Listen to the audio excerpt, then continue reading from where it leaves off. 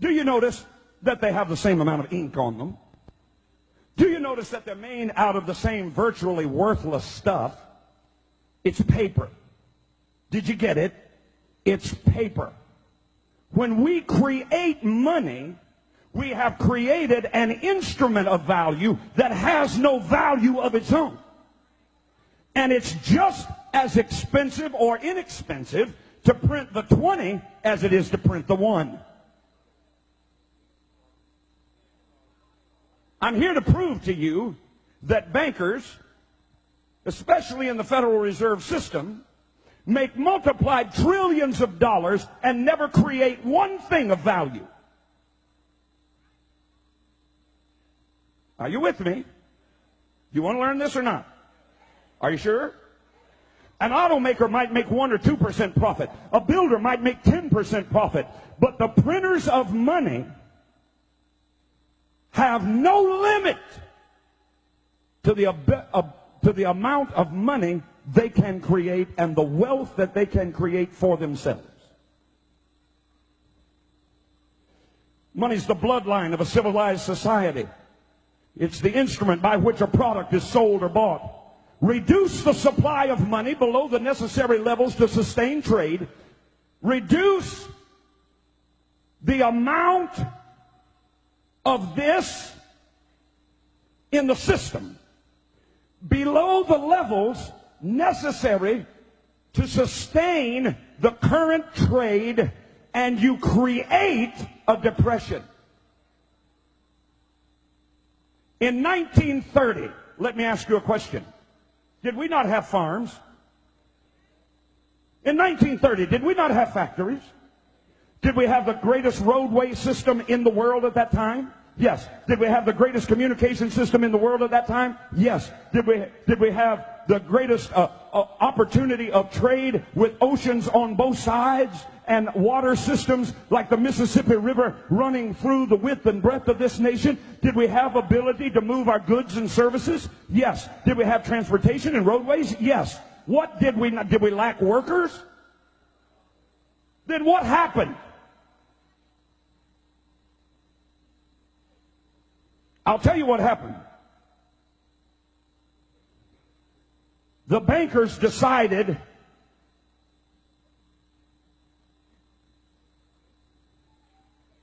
no more money for you. They got out of the stock market. I can give you the family names.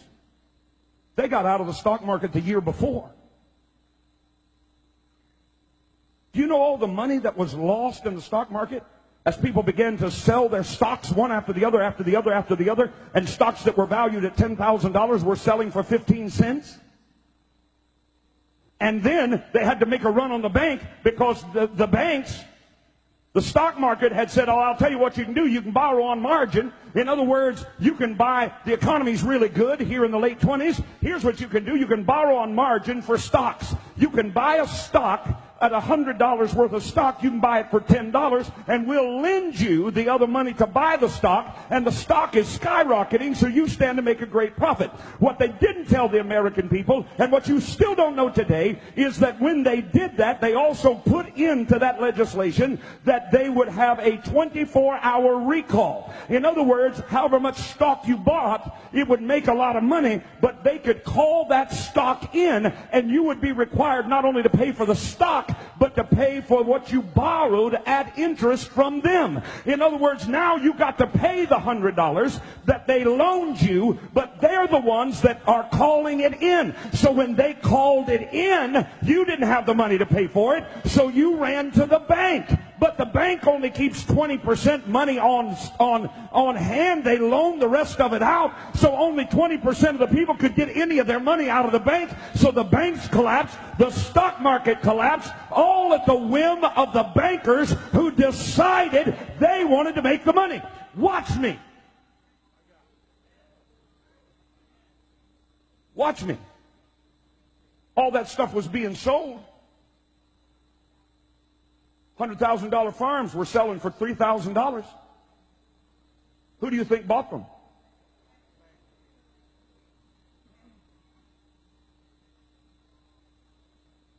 Why are you looking at me funny? You know what you're looking at? You're looking like sheep that have been led to the slaughter and didn't know it. I'm going to continue. Can I continue? We didn't lack industrial capability. If you don't believe me, I just told you what started the Great Depression. Let me tell you what ended it. World War II. And all of a sudden, the same banks that said no money for farms, no money for food, put people in soup lines, no money for commerce, no money for railroads, no money for roads, no money, no money. All of a sudden said, war?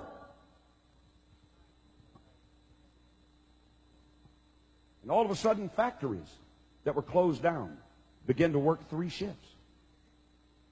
Where'd the money come from? The same pockets that refused to give it before. Because they decide when it will be printed, how much will be printed, and how much usury or interest will be paid. Not the federal government.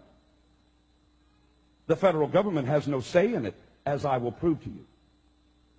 Say, debt is a devil. By the simple manipulation of a few wealthy bankers, World War II ended the Great Depression. After successive failures to convince the public of the need of a central bank by wars, these same European bankers financed both sides of the Civil War in this country. You don't even know that. Same bankers, same families, financed both sides of the Civil War. Why? They make the money.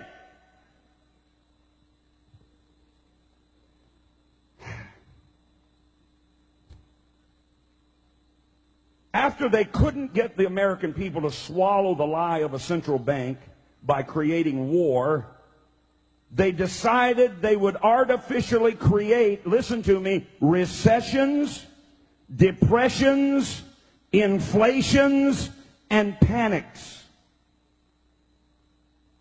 Since only a small amount of deposits are stored at the bank, about 20%, the other 80% is out on loan with security of property and your promise to pay it back. A simple rumor of a bank's insolvency would make a run on that bank. Everybody would get nervous, go pull their money out of the bank, and that bank would collapse. And then the international bankers who started the rumor in the first place would look like prophets. P-R-O-P-H-E-T-S, prophet.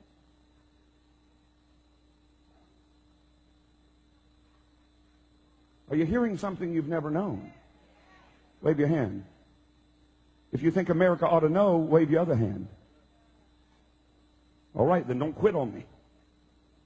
One of the key movers and shakers of this, let's get a central bank by making the people afraid by causing their banks to collapse. One of the key movers and shakers was a man by the name of, you might recognize it, J.P. Morgan. His father was an agent for the wealthy, you might know this name, Rothschild family. Here's a quote.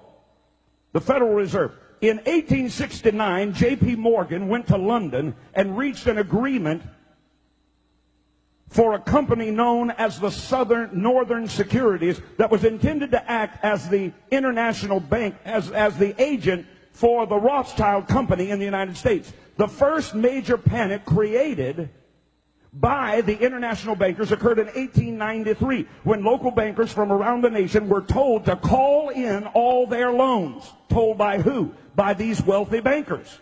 Senator Robert Owen testified before a congressional committee that the call